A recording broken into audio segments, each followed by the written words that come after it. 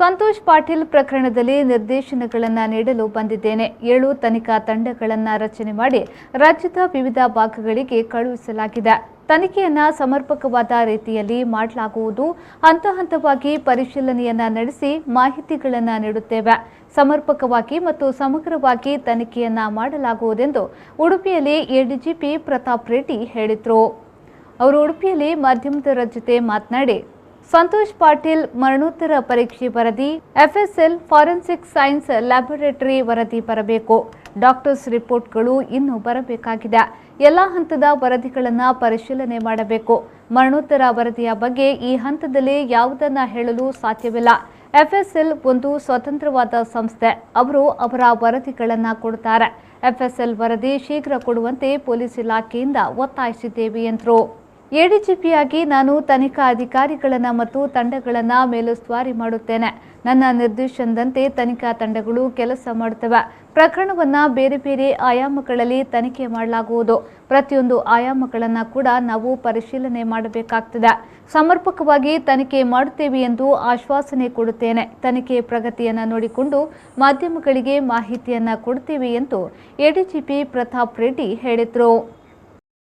ಇವತ್ತಿಲ್ಲಿಗೆ ಬಂದು ಸಂತೋಷ್ ಪಾಟೀಲ್ ಅವರ ಪ್ರಕರಣದಲ್ಲಿ ತನಿಖೆ ನಿರ್ದೇಶನಗಳನ್ನು ನೀಡಲು ಬಂದಿದ್ವಿ. ಎಸ್ ಪಿ ರವರು ಅವರ ನೇತೃತ್ವದಲ್ಲಿ 7 ತನಿಖಾ ತಂಡಗಳನ್ನು ಮಾಡಿ ರಾಜ್ಯದ ವಿವಿಧ ಭಾಗಗಳಿಗೆ ಈಗಾಗಲೇ ಕಳಿಸಿದ್ದಾರೆ. ತನಿಖೆಯನ್ನು ಸಮರ್ಪಕವಾದ ರೀತಿಯಲ್ಲಿ ಮಾಡಿ ತನಿಖೆಯನ್ನು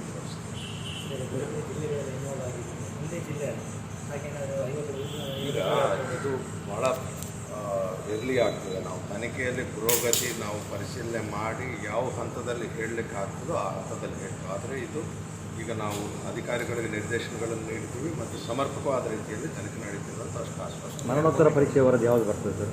ಅದು ಎಲ್ಲ ಎಸ್ ಪಿ ಅವ್ರದ್ದು ಇದು ಬಂದಾಗ ತಿಳಿಸ್ತಾರೆ. ಬಟ್ ಅದು ಎಲ್ಲ ಪೂರ್ತಿ FSL ಆಗಲಿ ಮತ್ತು forensic science laboratory, medical forensic doctors report ಎಲ್ಲ ವರದಿಗಳನ್ನು ಪಡೆದುಕೊಂಡು ಎಲ್ಲ ಪರಿಶೀಲನೆ ಮಾಡ್ತಾರೆ. ಬರಬೇಕಾ ಪ್ರಾಥಮಿಕ ಏನಾದರೂ ಸಿಗ್ತದೆ ಮೊದಲಿಗೆ ಅಂತ ಅದ್ರ ಬಗ್ಗೆ ನಾವು ಈ ಹಂತದಲ್ಲಿ ಯಾವುದು ನಾವು ಹೇಳಿದ್ದೀವಿ.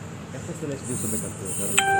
FSL ಅವ್ರಿಗೆ ಇಂಡಿಪೆಂಡೆಂಟ್ ಆರ್ಗನೈಸೇಷನ್ ಅವ್ರ ವರದಿಗಳನ್ನು ಅವರು ನೀಡ್ತಾರೆ. ಆದರೆ ಪೊಲೀಸ್ ವತಿಯಿಂದ ನಾವು ರಿಕ್ವೆಸ್ಟ್ ಮಾಡ್ತೀವಿ, ಅದನ್ನು ಎಕ್ಸ್ಪಡೈಟ್ ಮಾಡಿ ನಮಗೆ ವರದಿಗಳನ್ನು ಸಲ್ಲಿಸ್ತೀವಿ.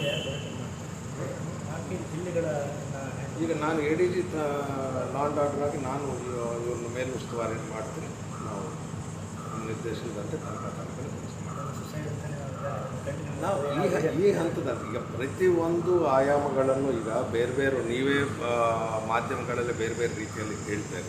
ಪ್ರತಿಯೊಂದು ಆಯಾಮಗಳನ್ನು ನಾವು ಪರಿಶೀಲನೆ ಮಾಡ್ತೀವಿ. ಪ್ರತಿಯೊಂದು ಸಮರ್ಪಕವಾದ ರೀತಿಯಲ್ಲಿ ಮಾಡ್ತೀವಿ ಇಷ್ಟು ಆಶ್ವಾಸನೆ ಉಡುಪಿ ಪೊಲೀಸರು ಮೊದಲನೇ ಸಹ ಇದ್ದಾರೆ ಸರ್. ಅವರು ಆ ಇಬ್ಬರು ಗೆಳೆಯರು ಇದ್ದಾರೆ, ಅವರು ಎಷ್ಟು ಇಂಪಾರ್ಟೆಂಟ್? ನಾವು ಈಗ ಯಾವುದು ನಾನು ಬೇರೆ ಇದಕ್ಕೆ ಉತ್ತರ ಕೊಡ್ತಾ ಇರಲಿಲ್ಲ. ನಾವು ತನಿಖೆಯಲ್ಲಿ ನಾವು ಪುರೋಗತಿ ಮಾಡಿದ ನಂತರ ಮತ್ತು ವಿವಿಧ ಅಂಶಗಳ ಬಗ್ಗೆ ನಮಗೆ ತಿಳಿದು ಬಂದ ನಂತರ ಯಾವ ಹಂತದಲ್ಲಿ ಹೇಳಲಿಕ್ಕೆ ಬರ್ತದೋ ಆ ಹಂತದಲ್ಲಿ ಅವರನ್ನು ಏನಂತ ಪರಿಗಣಿಸು ಸರ್? ವರ್ಷದಲ್ಲಿಯಾ ಅಥವಾ ಹೇಗೆ?